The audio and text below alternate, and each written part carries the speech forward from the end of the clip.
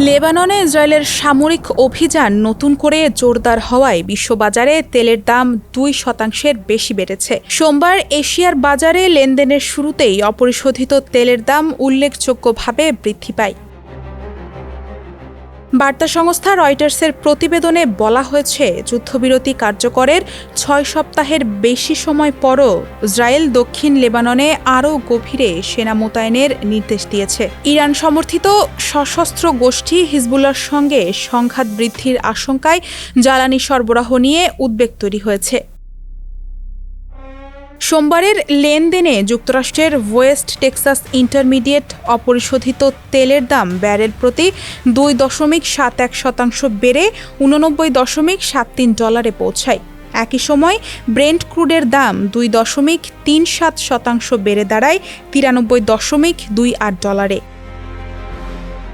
বিশ্লেষকদের মতে, Israel Lebanon সংঘাত তীব্র হওয়ায় যুক্তরাষ্ট্র ও ইরানের মধ্যে যুদ্ধবিরতির সম্প্রসারণ নিয়ে অনিশ্চয়তা বেড়েছে।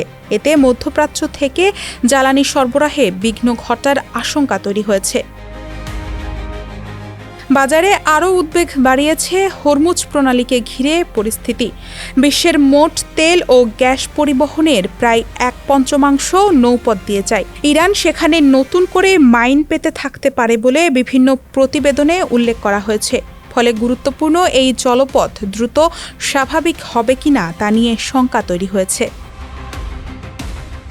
আইজি মার্কেটসের বিশ্লেষক টনি সাইকামোর বলেন, যুদ্ধবিরতি বা কোনো সমঝোতা হলেও তাৎক্ষণিকভাবে বাজারে বিপুল পরিমাণ তেল সরবরাহ বাড়বে না। ফলে সরবরাহ সংকটের আশঙ্কা থেকেই যাচ্ছে। অন্যদিকে সপ্তাহান্তে প্রকাশিত চীনের অর্থনৈতিক তথ্য প্রত্যাশার চেয়ে দুর্বল ছিল।